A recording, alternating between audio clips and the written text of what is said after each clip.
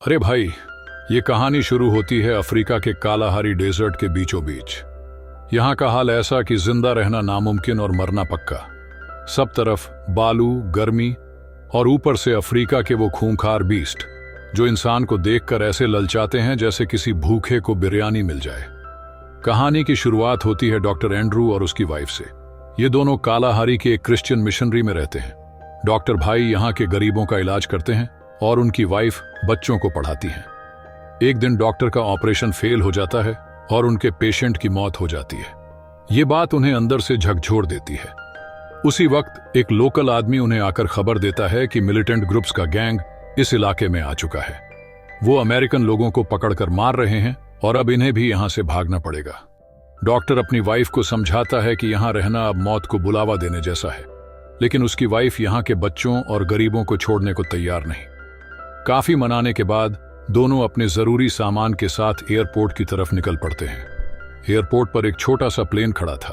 वहां के पायलट से एंड्रू रिक्वेस्ट करता है कि उन्हें भी साथ ले जाए। पायलट पहले तो मना करता है, लेकिन जब पैसे की बात आती है तो उसे मानना ही पड़ता है। प्लेन में पहले ही जगह कम थी और ऊपर से पायलट ने अपने प्राइवेट सामान से इसे ओवरलोड कर रखा था। प्लेन में कुल 7 लोग थे।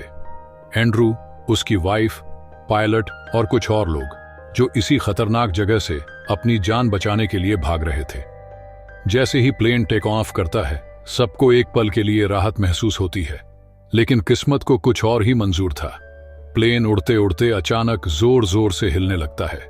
पायलट सबको चिल्लाकर कहता है, डरो मत, ये मेरा रोज का काम है। लेकिन अगले ही पल इंजन में आग लग जाती है। प्लेन धड़ाम से नीचे गिरता है। क्रैश में एक महिला की मौत हो जाती है। उसका पति उसकी मौत से पूरी तरह टूट जाता है। एंड्रू की वाइफ का पैर बुरी तरह से जख्मी हो जाता है। पायलट सबको बताता है कि यह जगह बहुत खतरनाक है। यहां जानवर इंसानों के खून की गंध सूंघ सकते हैं। रात होते ही वो यहां शिकार के लिए आएंगे, इसलिए जो बचना चाहते हैं उन्हें जल्द से जल्द किसी गांव तक पहुंचना होगा। प्लेन के पास चारों ओर खून फैला था, जिससे जानवरों को खींचने में ज्यादा देर नहीं लगने वाली थी। पायलट बताता है कि पास में एक गांव है, लेकिन वहां तक पहुंचने के लिए 20 किलोमीटर चलना होगा। एक आदमी कहता है कि उन्हें साउथ ईस्ट जाना चाहिए, लेकिन पायलट का दावा है कि गांव 20 किलोमीटर दूर है, साउथ वेस्ट की तरफ है। सब पायलट की बात मानकर उसके साथ चल पड़ते हैं। गर्मी के मारे सबका हाल खराब था।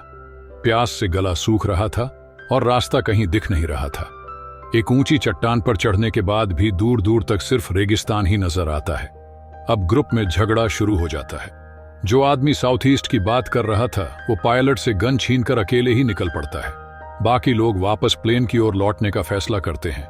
जब ये लोग किसी तरह प्लेन तक पहुंचते हैं तो वहां का नजारा देखकर सबकी रूह कांप जाती है। एंड्रू और उसकी वाइफ दोनों गायब थे। चारों तरफ खून के निशान थे और प्लेन पर शेर के पंजों के गहरे निशान।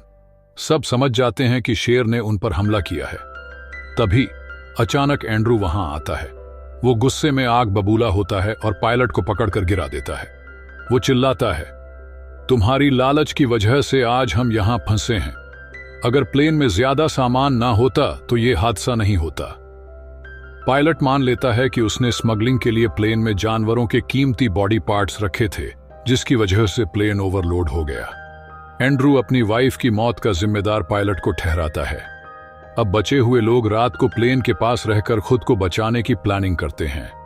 पायलट कहता है कि उसके केबिन में सिर्फ 3 लोग रह सकते हैं। एक लड़के को आग जलाकर बाहर रहना पड़ता है। पूरी रात शेरों की आवाजें आती हैं। आग बुझने लगती है और लड़का सो जाता है। जैसे ही आग बुझती है, शेर प्लेन के पास आ जाते हैं। प्लेन के अंदर एक और आफत आती है।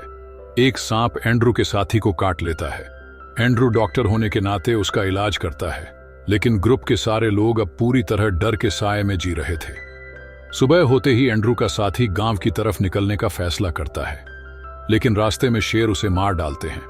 प्लेन पर बचे हुए 3 लोग अब पूरी तरह टूट चुके थे। तभी दूर से एक गाड़ी आती दिखती है। सबको लगता है कि बचाव टीम आ गई है, लेकिन ये वही मिलिटेंट ग्रुप के लोग थे। वो एंड्रू और पायलट को पकड़ लेते हैं। उनके सामान में छिपे हुए स्मगलिंग के सामान को देखकर मिलिटेंट ग्रुप का गुस्सा और बढ़ जाता है। मिलिटेंट ग्रुप एंड्रू और पायलट को मारने की तैयारी कर रहे थे। तभी पायलट अपनी गलती मानते हुए खुद को उनके सामने पेश कर देता है। वो कहता है, इसकी मौत मत करो, मैं ही दोषी हूं। लेकिन मिलिटेंट ग्रुप एंड्रू के साथी को मार देता है। अंत में पायलट अपनी जान की कुर्बानी देकर एंड्रू को बचाता है। वो शेरों का ध्यान भटकाने के लिए खुद को उनके सामने पेश कर देता है। एंड्रू किसी तरह गांव तक पहुंचता है, जहां कुछ लोग उसकी मदद करते हैं। ये कहानी हमें सिखाती है कि लालच और स्वार्थ के कारण कैसे सब कुछ बर्बाद हो सकता है। साथ ही इंसानियत और बलिदान की ताकत को भी दिखाती है। इस कहानी का अंत यही होता है। उम्मीद है कि ये कहानी आपको सोचने पर मजबूर करेगी।